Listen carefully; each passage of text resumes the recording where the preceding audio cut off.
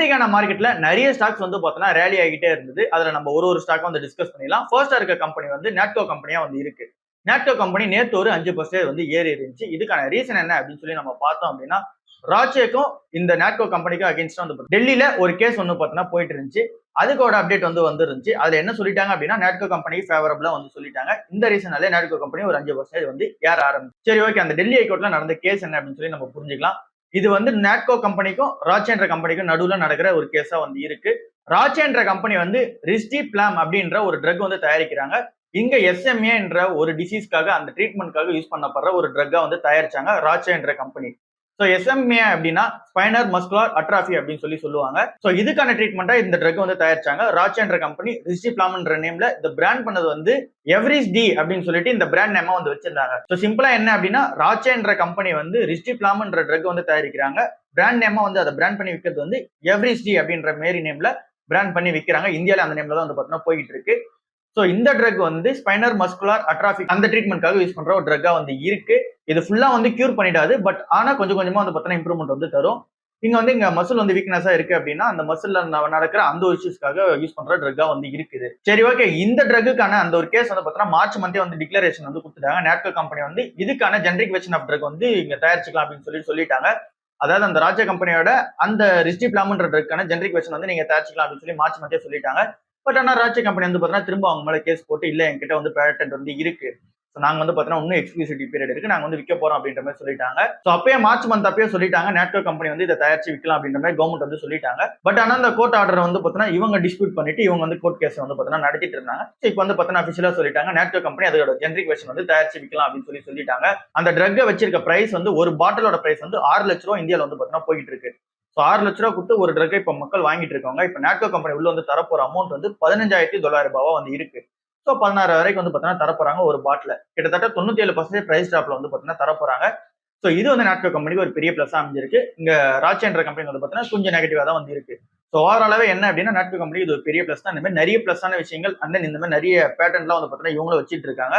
So கொஞ்சம் கொஞ்சமா வந்து பார்த்தீங்கன்னா ரேலியாக ஸ்டார்ட் ஆகுது.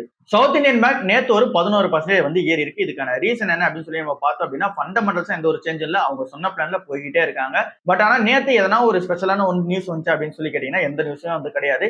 ஐசிஐசிஐ டைரக்ட் மட்டும் என்ன சொல்றாங்க அப்படின்னா ஒரு ஆர்டிகல் வந்து சொல்லியிருந்தாங்க. இந்த ரீசன்ட் சர்ச்சுக்கு வந்த ரீசன் என்ன சொல்றாங்க அப்படின்னா ஐசிஐசிஐ டைரக்ட் சொல்றது வந்து பினான்சியல் 2022, 25, 27 கம்பேர் பண்ணி சொல்றாங்க. பினான்சியல் 2022 என்ன வந்து பார்த்தீங்கன்னா அவங்க NPA இருந்துச்சு, என்ன வந்து பார்த்தீங்கன்னா அவங்க கிராஸ் NPA, நெட் NPA, அந்த அவங்களோட லோன் புக் என்னெல்லாம் இருந்துச்சோ அதோட பினான்சியல் இயர் 2025 சூப்பரா வந்து மெயின்டைன் பண்ணிட்டு இருக்காங்க. பினான்சியல் இயர் 2027 அந்த பேங்க் சொல்றது வந்து பார்த்தீங்கன்னா அவங்க பெர்ஃபெக்ட்டா பண்ணிடுவாங்கன்ற மாதிரி ஐசிஐசிஐ டைரக்ட் வந்து சொல்றாங்க.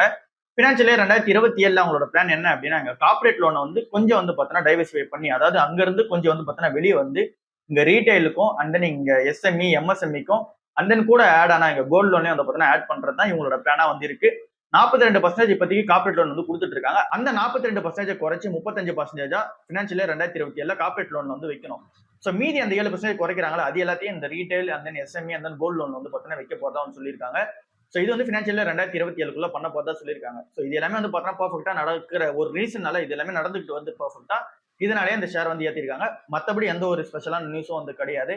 அக்டோபர் 16 தேதி தான் இந்த கம்பெனியோட Q2 ரிசல்ட்ஸ் வந்து வருது. ஸோ அப்போ வந்து டிஸ்கஸ் பண்ணலாம் இந்த Q2 வந்து எப்படி இருக்குன்னு சொல்லிட்டு.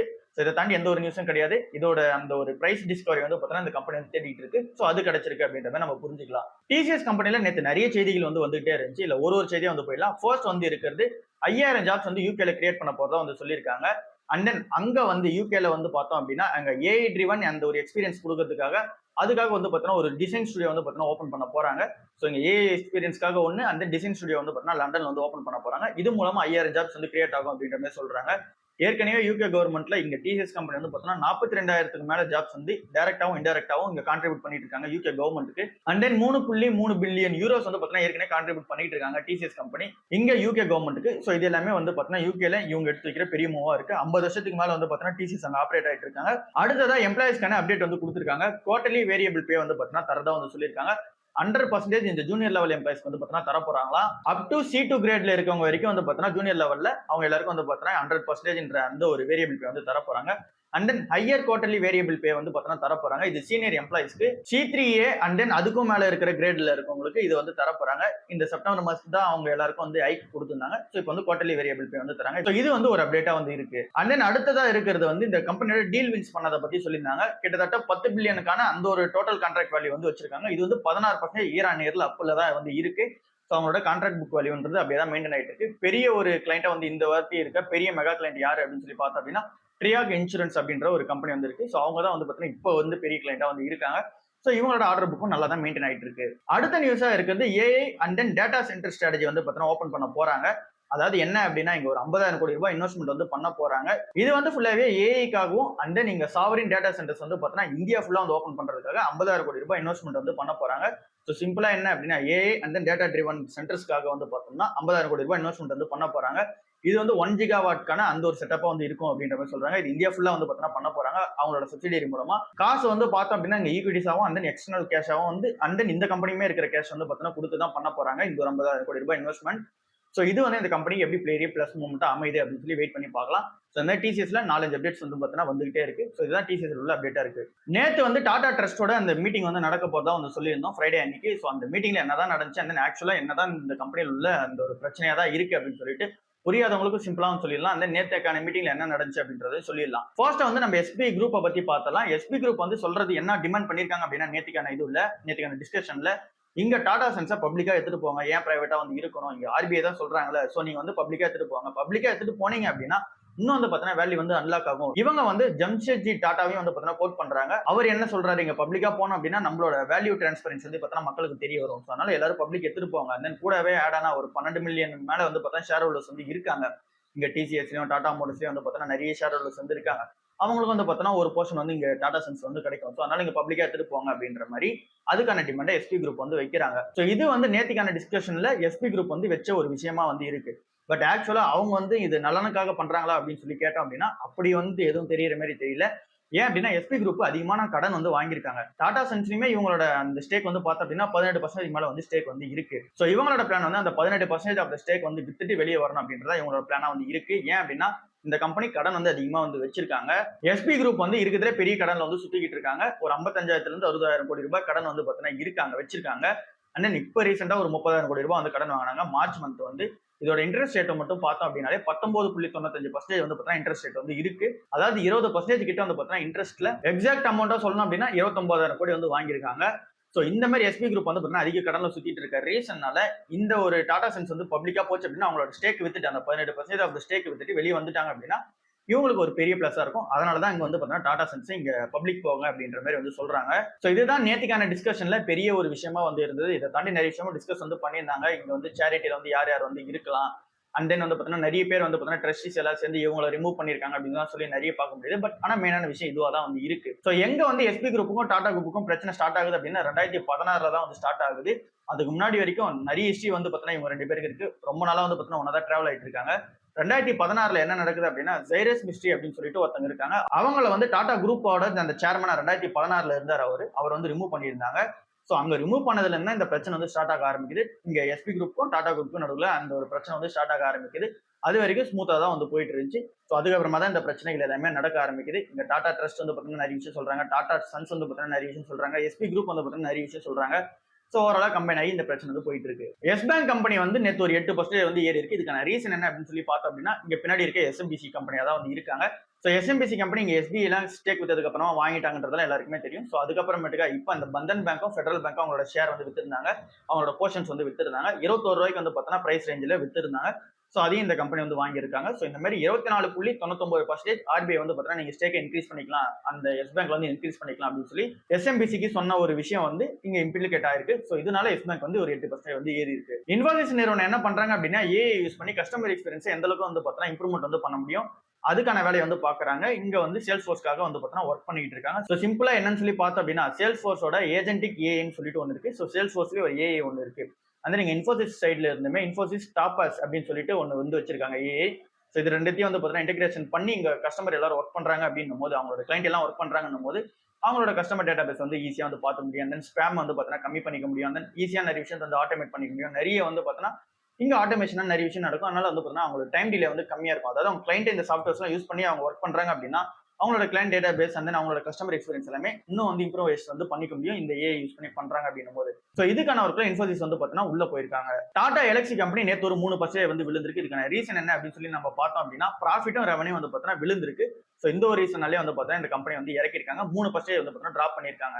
டாடா மோட்டார்ஸ் கம்பெனியுமே இங்க டிமர்ஜர் டேட்லாம் வந்ததுக்கு அப்புறமா தான் இன்னும் வந்து பார்த்தீங்கன்னா இறங்கிக்கிட்டே இருக்கு. 6 நாளா வந்து பார்த்தீங்கன்னா டாடா மோட்டார்ஸ் ஷேர் வந்து இறங்கிக்கிட்டே இருக்கு. ஸோ இங்க டாடா மோட்டார்ஸ்ல நம்மளோட ஸ்ட்ராட்டஜி அப்படியே வந்து மெயின்டைன் பண்ணுவோம். ரொம்ப வந்து பார்த்தீங்கன்னா இன்வெஸ்ட்மெண்ட் வந்து பண்ண வேணாம். இங்கே டிஃபன் காப்பி ரேஞ்சிலே வந்து போகும். ஸோ இன்னமும் அந்த ரெக்கார்ட் டேட்ல வந்து கன்ஃபியூஷன் இருக்கு அப்படின்னா சிம்பிளா சொல்லணும் போது ரெக்கார்ட் டேட் வந்து 14ஆம் தேதி. ஸோ நம்ம இது 14ஆம் தேதிக்கு முன்னாடி எவ்வளவு ஷேர் வச்சிருந்தாலுமே நம்ம வந்து எலிஜிபிள் தான். அக்டோபர் 14ஆம் தேதி மட்டும் நீங்க ஷேர் வந்து வாங்கக்கூடாது. வாங்கினீங்க அப்படின்னா உங்களுக்கு 15ஆம் தேதி தான் ரெக்கார்ட் வந்து ஆகும். அதாவது உங்களுக்கு வந்து 15ஆம் தேதி தான் ஷேர் வந்து கிரெடிட் ஆகும். அதனால நீங்க எலிஜிபிள் இருக்க மாட்டீங்க. மண்டே வரைக்கும் வாங்குற எல்லாருமே வந்து எலிஜிபிள் தான். இங்க ரெக்கார்ட் டேட் வந்து பார்த்தீங்கன்னா உங்களுக்கு 14ஆம் தேதிக்கு எலிஜிபிள் இருப்பீங்க. மண்டேக்கு மேல வாங்குறவங்க மட்டும் எலிஜிபிள் இருக்க மாட்டீங்க. இதுக்கு முன்னாடி வரைக்கும் நீங்க ஷேர் வச்சிருக்கீங்க அப்படின்னா நீங்களும் எலிஜிபிள் தான். ஸோ இந்த கம்பெனி ரொம்ப நாளா வந்து விழுந்துகிட்டே தான் இருக்கு. லாஸ்ட் 6 நாளா வந்து விழுந்துகிட்டே தான் இருக்கு. விட நம்ம கொஞ்சம் கொஞ்சமா வந்து கன்சிடர் பண்ணிக்கிட்டே போவோம். லாங் டர்ம்ல வந்து பார்த்தீங்கன்னா வேல்யூ அன்லாக் ஆகுதா அப்படின்னு சொல்லிட்டு நம்ம வந்து செக் பண்ணி பார்க்கலாம். அண்ட் தென் இந்த பிசினஸ்மே நல்லா தான் போய்கிட்டு இருக்கு. ஸோ அதனால வேல்யூ அன்லாக் ஆகும் அப்படின்றது நல்லா தெரியுது. ஃபார்மா ஸ்டாக்ஸ் எல்லாமே வந்து ஏற ஆரம்பிச்சிருக்கு நேர்த்திக்கான மார்க்கெட்ல. ஸோ இதுக்கான ரீசன் என்ன அப்படின்னு சொல்லி நம்ம பார்த்தோம் அப்படின்னா இங்க யூஎஸ் கவர்மெண்ட் சைட்ல வந்து ஒரு விஷயம் வந்து எடுத்துட்டு வந்தாங்க. பயோ செக்யூர் ஆக்ட் அப்படின்னு சொல்லி ஒன்று எடுத்துட்டு வந்தாங்க. இது வந்து இந்தியாவுக்கு தான் பூஸ்ட் பண்ணி கொடுத்துருக்கு. ஸோ இந்த ஆக்ட்ல என்ன சொல்றாங்க அப்படின்னா இங்க சைனீஸோட அந்த பயோடெக் ஃபர்ம்ஸ்ல வந்து பார்த்தோம்னா டிபெண்டன்ஸ் வந்து இருக்கக்கூடாது. ஸோ அப்படின்ற மாதிரியான அந்த ஒரு விஷயத்தை வந்து எடுத்துட்டு வந்தாங்க. அண்ட் நீங்க 100% அந்த டாரிஃப்லாம் வந்து போட போட்டா வந்து நிறைய விஷயம் வந்து சொல்லியிருந்தாங்க. அது வந்து பார்த்தோன்னா ஃபுல்லாவே இந்த சாஃப்ட்வேர் இம்போர்ட்ஸ் வந்து பார்த்தீங்கன்னா சொல்லியிருந்தாங்க. சேம் வந்து இங்க சைனீஸ்க்கு வந்து பார்த்தீங்கன்னா நிறைய விஷயத்தை வந்து எடுத்துட்டு வந்தாங்க. இதுல இந்த பயோடெக் ஃபிலிம்ஸ்க்கு வந்து பார்த்தீங்கன்னா எடுத்துட்டு வந்திருக்காங்க. ஸோ இதனால இங்க ஃபண்டிங் இன்வெஸ்ட்மெண்ட் எல்லாமே வந்து பார்த்தீங்கன்னா கொஞ்சம் கொலாப்ஸ் ஆகிறதுக்கான சான்சஸ் இருக்கு. ஸோ இது வந்து இந்தியா மாதிரி மார்க்கெட்டுக்கு ஒரு பெரிய பிளஸா வந்து இருக்கும். ஏற்கனவே இந்தியா வந்து பார்த்தோன்னா ஃபார்மசிக்கிங்கா வந்திருக்காங்க. ஸோ இது ஒரு ஆட் ஆனா வந்திருக்கும். இங்க சைனீஸ் பயோடெக் ஃபார்ம்ஸ்க்கு இங்க இன்வெஸ்ட்மெண்ட் எல்லாமே போறதுக்கு அப்புறம் நம்ம ஊருக்கு வந்து பார்த்தா இன்வெஸ்ட்மெண்ட் வந்து வரும். ஸோ அதனால இங்க வந்து நம்மளோட ஃபார்மா ஸ்டாக்ஸ் எல்லாமே வந்து பார்த்தீங்கன்னா ஏற்றிருக்காங்க. ஃபார்மா கம்பெனிஸ்க்கு இது ஒரு பெரிய பிளஸா வந்து இருக்கு. கோல்டு ஏறிக்கிட்டே போற ரீசனால 2 விஷயம் வந்து நடக்குது. ஒன்னு வந்து இந்த மணப்புறம் அந்த முத்து ஷேர்லாம் வந்து பார்த்தீங்கன்னா ஏத்திக்கிட்டே போறாங்க. நிறைய அனலிஸ்ட் எல்லாம் சொல்றது இதுல இருந்து இன்னும் நிறைய வந்து அப்சைட் போறதுக்கான ரீசன் இருக்கு அப்படின்னு சொல்லிட்டு பை ரேட்டிங் வந்து தராங்க. இங்க வந்து நிறைய அப்சைட் வந்து போகுமான்னு சொல்லி கேட்கறதுக்கான ஆன்சர் வந்து கண்டிப்பா போகும். பட் ஆனால் நம்ம வந்து இந்த ரேலியில பார்ட்டிசிபேட் வந்து பண்ண வேணாம். நம்ம வேல்யூவா வந்து பார்த்தோம்னா அந்த இன்வெஸ்டிங் மட்டும் பார்ப்போம். சரி, இது ஒரு நியூஸா இருக்கு. செகண்டா வந்து இருக்கிறது என்ன அப்படின்னா இந்த ரெக்கார்ட் லெவலான இன்ஃப்ளோ வந்து இங்க இடிஎஃப்ல வந்து வந்துட்டு இருக்குன்னு சொல்றாங்க. கோல்டு இடிஎஃப்லையும் சரி சில்வர் இடிஎஃப்லையும் சரி ரெக்கார்ட் லெவல் ஆஃப் இன்ஃப்ளோ வந்து வந்திருக்கான். இங்க செப்டம்பர் மந்த் மட்டுமே 8000 சில்லற கோடி ரூபாய் கோல்டுல இன்ஃப்ளோ வந்து வந்திருக்கு. அண்ட் தென் சில்வர் இடிஎஃப்ல இன்ஃப்ளோ வந்து 5000 சில்லற கோடி ரூபாய் வந்து பார்த்தீங்கன்னா பண்ணியிருக்காங்க மக்கள். ஸோ இது வந்து பார்த்தீங்கன்னா ரெக்கார்ட் ஐயா இருக்கு அப்படின்ற மாதிரி சொல்றாங்க. இதுக்கான ரீசன் நம்ம எல்லாருக்குமே வந்து தெரியும். ஸோ இது வந்து ஃபோமாவா இல்லை அப்படின்னா எட்ஜா யூஸ் பண்றாங்களான்னு தான் நம்ம யாருக்குமே தெரியல. ஸோ கோல்டு இதுக்கப்புறம் ஏறதுக்கான சான்ஸ் இருக்குன்னு சொல்லி மொத்தமா இன்வெஸ்ட்மெண்ட் வந்து பண்ண வேணாம். எப்பயுமே அந்த டிஃபன் காப்பி ரேஞ்சிலே வந்து போகும். இறங்கும் போதும் வாங்குவோம், ஏறும் போதும் வாங்குவோம். அப்போ ஆவரேஜ் வந்து நமக்கு வந்து பிரகாசமா வந்து இருக்கும். ஸோ அதே மாதிரியே போயிடலாம். நம்மளோட அந்த போர்ட்ஃபோலியோல இந்த silver ETF and gold ETF ரெண்டுமே இருந்தாலும் ஓகே தான். பட் நம்ம ப்ரிஃபரபிளா கோல்டு வந்து பார்ப்போம். ஏன் அப்படின்னா எங்க கோல்டு வந்து கொஞ்சம் ஸ்டேபிளா வந்து இருக்கும், வொலட்டிலிட்டி கொஞ்சம் கம்மியாக வந்திருக்கும். அண்ட் நீங்க லாஸ்ட் 4 வருஷத்தை நம்ம எடுத்து பார்த்தோம்னாலும் சில்வர் வந்து 150% வந்து ரிட்டர்ன் வந்து கொடுத்துருக்கு. அண்ட் கோல்டு வந்து பார்த்தீங்கன்னா 120% வந்து கொடுத்துருக்கு. ஸோ கோல்டும் சில்வரும் ஒரே மாதிரி ட்ராக் ஆகிட்டு வந்தாலும் இங்க கோல்டு வந்து பார்த்தீங்கன்னா கொஞ்சம் ஸ்டேபிளா இருக்கும். சில்வர் வந்து பார்த்தீங்கன்னா கொஞ்சம் வொலட்டிலிட்டியா வந்து இருக்கும். ஸோ நம்மளோட போர்ட்ஃபோலியோல 5-10% கோல்டு இருக்கு, தப்பே இல்லை. 20% இருந்தாலும் தப்பு இல்லை. கிரிப்டோ கரன்சி நீங்க காலையில இருந்து பார்த்தோன்னா மார்க்கெட்ல விழுந்துகிட்டே இருக்கும். இதுக்கான ரீசன் என்ன அப்படின்னு சொல்லி பார்த்தோம் அப்படின்னா இங்க சைனா மேல இங்க யூஎஸ் வந்து 100% டேரிஃப் வந்து போட போறதா வந்து சொல்லியிருந்தாங்க. இதை வந்து பார்த்தோன்னா இப்ப ட்ரம்ப் இம்போஸ் வந்து பண்ணிருக்காரு. 100% டேரிஃப் வந்து கிரிட்டிக்கலான சாஃப்ட்வேர்ஸ் இங்க சைனால இருந்து இம்போர்ட் பண்ற எல்லாத்துக்கும் வந்து பார்த்தா டேரிஃப் வந்து போட்டிருக்காரு. ஸோ இந்த ஒரு ரீசன்னால இங்க பிட்காயின் வந்து விழுந்திருக்கு, எத்தீரியம் வந்து விழுந்திருக்கு. அண்ட் தென் நிறைய இங்க பிட்காயின்ஸ் வந்து இருக்கு. ஸோ எல்லாமே வந்து பார்த்தோன்னா இந்த கிரிப்டோ கரன்சி எல்லாமே நிறைய இருக்கு. ஸோ இது எல்லாமே வந்து பார்த்தோன்னா விழ ஆரம்பிச்சிருக்கு. ஸோ இதுக்கு பின்னாடி பேக்டப்ல யாருமே வந்து கிடையாது. ஸோ இந்த கிரிப்டோ கரன்சி எல்லாமே இப்படிதான் வந்து ட்ரேட் ஆகிட்டு இருக்கு. ஸோ இந்த பக்கம் போகாம இருக்குது நமக்கு வந்து பெட்டரா வந்து இருக்கும். ஸோ இதுதான் இன்னைக்கான ஓவரால் வீடியோவா இருக்கு. அடுத்த வீடியோல உங்களை வந்து சந்திப்போம். அது வரைக்கும் பாய்.